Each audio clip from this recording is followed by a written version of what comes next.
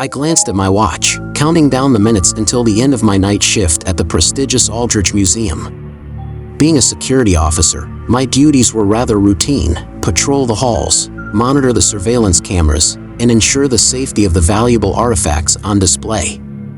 However, this particular night would be unlike any other. As the clock struck midnight, I made my rounds, checking each exhibit with a careful eye. The museum was known for its vast collection of ancient and rare artifacts, some of which had dubious histories.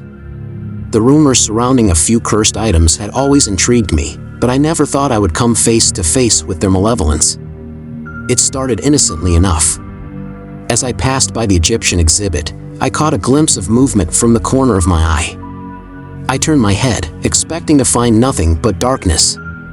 But there, before me, stood a statue, an intricately carved Anubis figurine. Its eyes seemed to glow with an otherworldly light, sending shivers down my spine. I quickly dismissed it as a trick of the light and continued my patrol. Soon, strange occurrences became more frequent. In the Native American exhibit, the totems seemed to whisper secrets as I passed by. Their words were faint, but I could sense their eerie presence. The air grew thick with an unexplainable energy, as if something ancient and powerful was awakening within the museum's walls. As the night progressed, I encountered more cursed artifacts, each with their own macabre tale.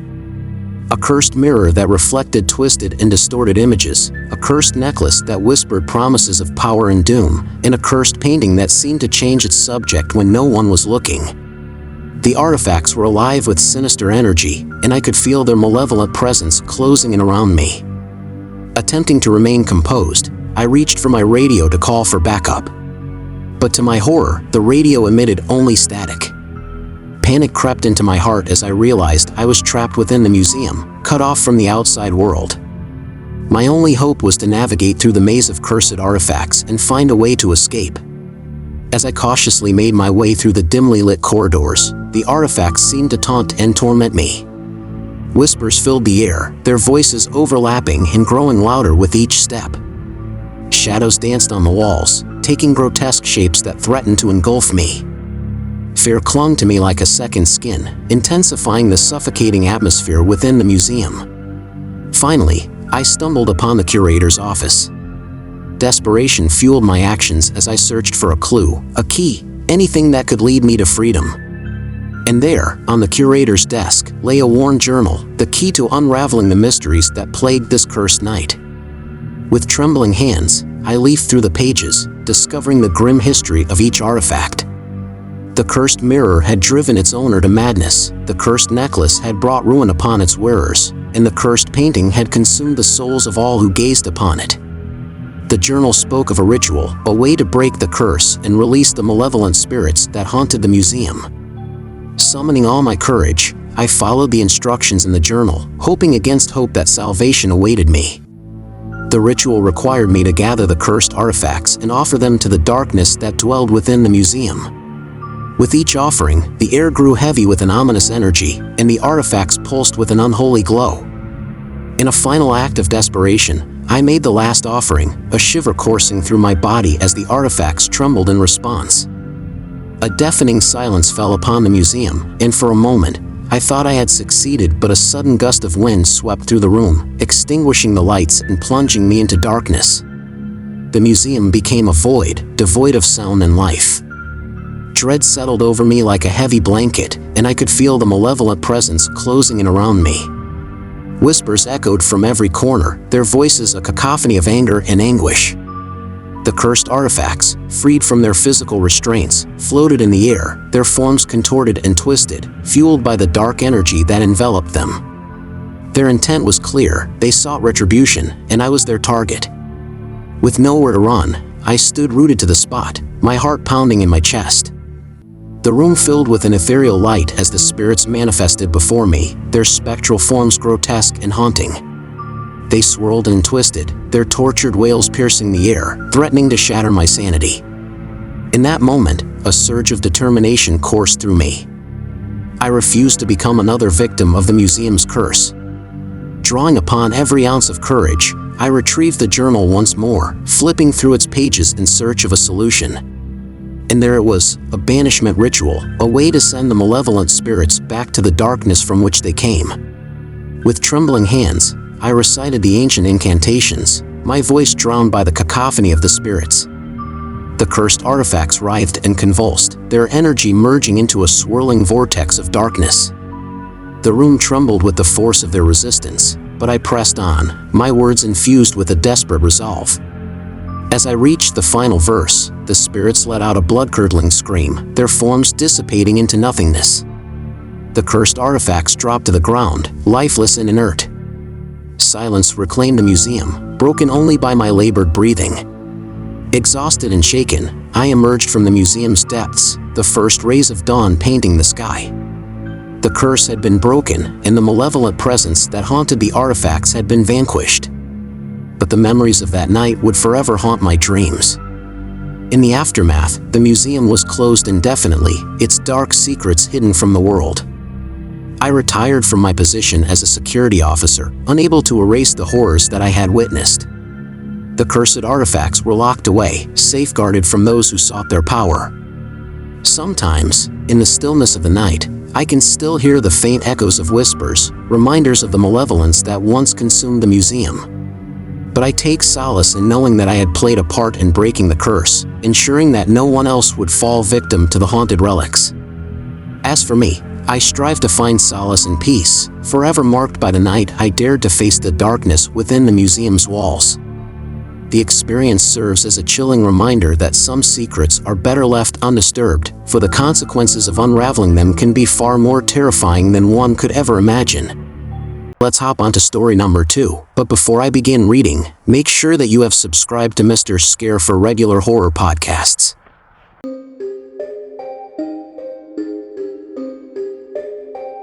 I had always been drawn to the night.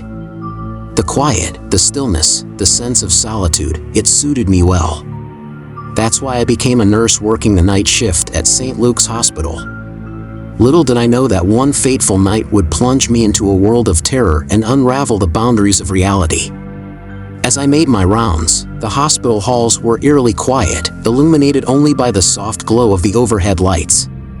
The night shift was a different world, a realm of whispered conversations, beeping monitors, and the distant hum of medical equipment. But this particular night felt different, charged with an unexplainable tension that tingled in the air. I approached Ward C, the patients' rooms lining the corridor like silent sentinels. As I entered, a shiver crept down my spine, and an icy breath seemed to touch the back of my neck. The patients, normally peaceful in their slumber, were restless, their eyes wide open and fixed on an invisible point in the distance. Something isn't right, I whispered to myself, my heart racing. I moved closer to one patient, Mr. Thompson, who was known for his calm demeanor. But tonight, he thrashed about in bed, his once kind eyes replaced by a vacant, haunting stare. "Mr. Thompson, can you hear me?" I asked, my voice barely above a whisper. There was no response, only a low, guttural sound that sent chills down my spine. Fear clenched my heart as I realized that something was terribly wrong. I hurried to the next room, hoping for a different sight, but to my horror, the scene repeated itself. Mrs. Jenkins, a sweet elderly woman, lay in her bed, her frail form contorted in an unnatural position. Her mouth moved silently, as if trying to form words that could not escape her lips. I frantically checked each room in Ward C, only to find the same disturbing sight, a ward full of patients trapped in a waking nightmare. Their eyes, empty and devoid of life, seemed to follow me, begging for help. I called for assistance, but the other nurses and doctors were equally perplexed. No medical explanation could account for this sudden epidemic of strange behavior. Panic spread through the hospital like a wildfire, as we realized we were facing something beyond our comprehension. As the night deepened, I found myself drawn deeper into the mystery. I became determined to uncover the truth, to save the patients from whatever malevolent force had taken hold of them. Armed with a flashlight and a mix of trepidation and resolve, I delved into the hospital's darkest corners. In the basement, I stumbled upon a forgotten storage room, its doors slightly ajar. Inside, I found a collection of dusty medical records dating back decades. They revealed a chilling pattern. Each patient affected in Ward C had a common thread. They had all been subjects of an experimental drug trial conducted by a renowned but controversial physician. Dr. Richard Holloway, long since deceased, had pursued unorthodox methods in his quest for medical breakthroughs. It was said that he delved into the realm of the supernatural, seeking to unlock the mysteries of the human mind. His experiments had gone horribly wrong, leaving a legacy of suffering. I realized that the patients in Ward C were not simply afflicted by a physical ailment, they were caught in the clutches of Dr. Holloway's twisted legacy. His experiments had left a residual energy, a malevolent force that preyed on the vulnerable.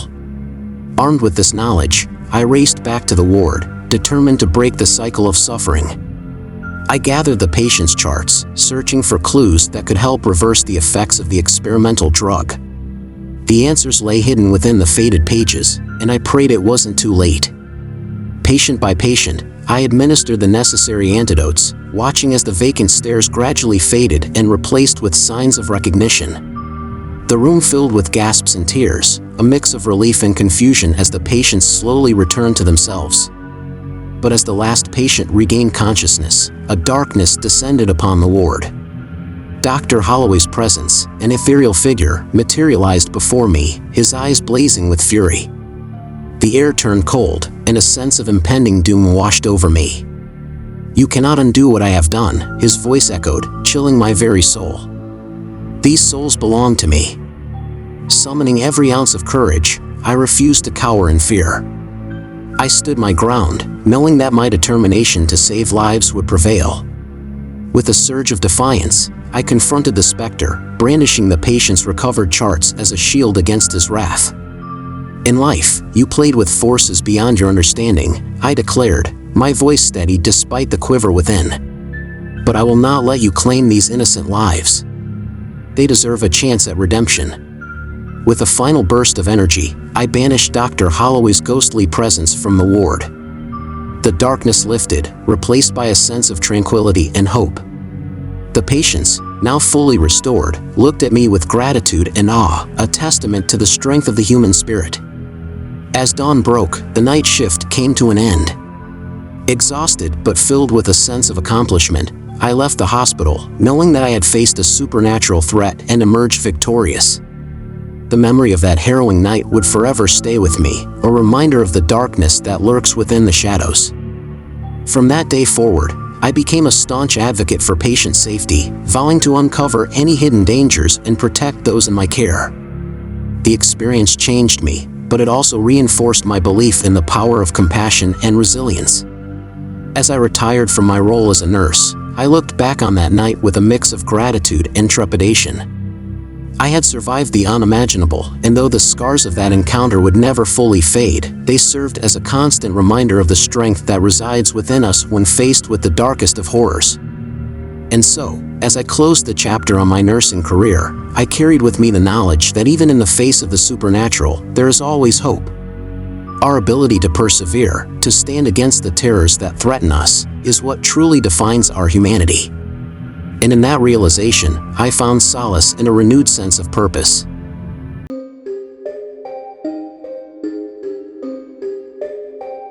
I've always been a night owl, so working the graveyard shift at a 24-hour convenience store seemed like a perfect fit. The quiet stillness of the late hours suited me, and I had grown accustomed to the occasional odd occurrence. But what began happening at my store, well, that was something else entirely. It started innocently enough. Small items would go missing, only to reappear in the most unexpected places. A bag of chips would vanish from one shelf, only to appear hours later tucked behind a row of sodas.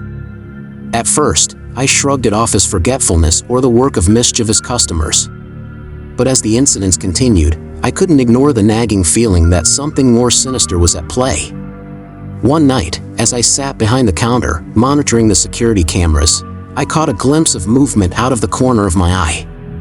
I turned my attention to the monitors and froze.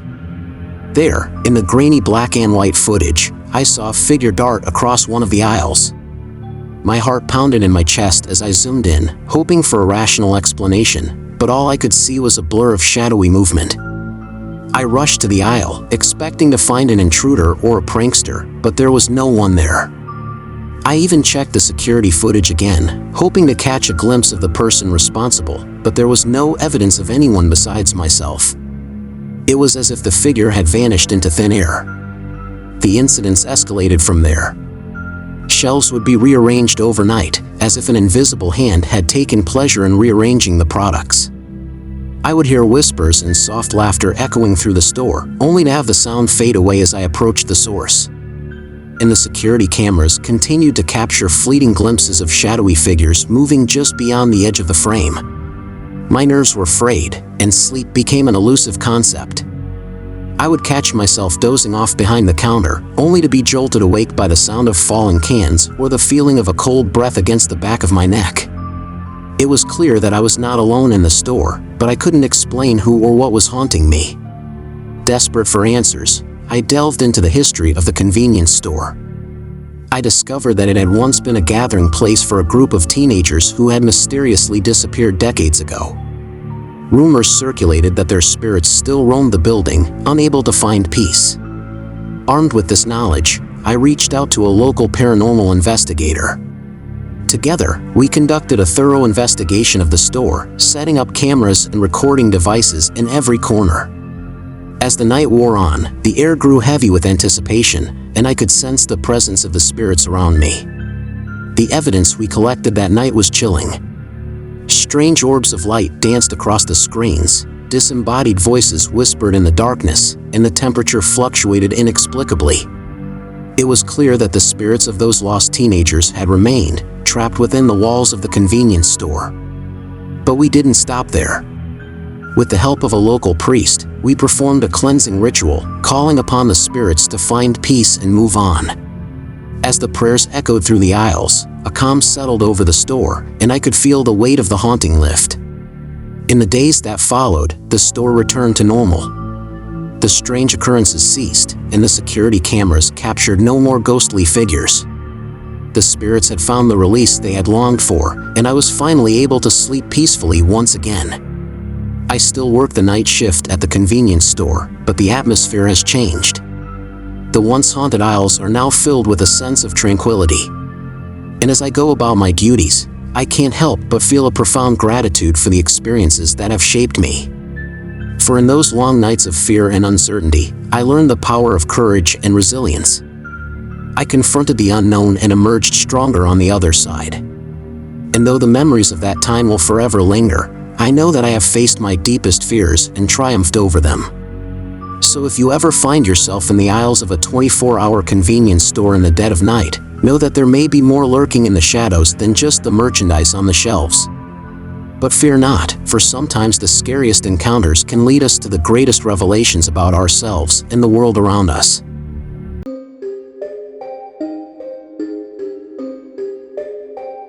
I've worked as a night janitor at the university campus for years, taking pride in keeping the hallways clean and tidy while the world slept. The job was routine, the quiet solitude providing a sense of calm. That is, until I stumbled upon the hidden basement. It was an ordinary night, and I was going about my usual cleaning routine when I noticed something peculiar, a door tucked away in a corner, concealed behind a stack of old boxes. I had been working in this building for years, yet I had never seen that door before. Curiosity got the better of me, and I couldn't resist the urge to investigate. I pushed the boxes aside and turned the doorknob, expecting to find a storage room or a forgotten supply closet. Instead, I found myself descending a narrow staircase, the steps creaking beneath my weight. The air grew colder with each step, and an eerie silence settled around me. As I reached the bottom, a dim light flickered, illuminating the space. What I saw before me sent a chill down my spine, a sprawling basement that should not have existed. The room was filled with dusty furniture, shelves lined with old books, and decaying artifacts that seemed to whisper of a forgotten past. I approached cautiously, my curiosity mingling with a growing sense of unease. It was as if the very atmosphere in the room was charged with an otherworldly energy. Strange symbols were etched into the walls, and the air smelled of mildew and decay. As I began to clean the area, I couldn't shake the feeling of being watched. Shadows danced along the walls, and the sound of distant whispers echoed through the basement. The cleaning tasks became more daunting as the night wore on. Every time I turned my back, objects would shift or disappear altogether, only to reappear in a different location. But it was not just the physical disturbances that plagued me. I started experiencing vivid nightmares, haunted by visions of dark figures lurking in the shadows, their eyes burning with malevolence. I would wake up in a cold sweat, the lingering presence of those nightmares following me even into my waking hours. The university campus itself seemed to change. The once familiar hallways now felt like a labyrinth, shifting and rearranging, leading me deeper into an endless maze. It became increasingly difficult to distinguish between reality and the nightmarish realm that seemed to encroach upon my existence. Desperate for answers, I reached out to a professor specializing in occult studies. Together, we delved into the history of the university, unearthing tales of secret societies and forbidden rituals. It was then that I realized the basement I had discovered was a place of dark power, a portal to a realm beyond our understanding. Armed with this knowledge, we embarked on a mission to seal the gateway and restore balance to the campus. We gathered ancient texts and performed intricate rituals, calling upon the forces of protection to ward off the malevolent entities that had taken hold. The night of the final ritual was filled with tension and anticipation. The basement pulsed with an otherworldly energy, but we were determined to confront the darkness head-on. With each incantation, the room trembled, and the symbols etched into the walls glowed with an ethereal light. In a climactic surge of energy, the gateway was sealed shut, and the oppressive atmosphere lifted. The once hidden basement faded from existence, leaving only a memory and a lingering sense of relief. As for me, I retired from my position as a night janitor at the university campus. The experiences I had endured were etched into my very being, a reminder of the thin veil between our world and the unknown. The hidden basement may have disappeared, but the haunting memories remain, a testament to the mysteries that lie beneath the surface of our everyday lives.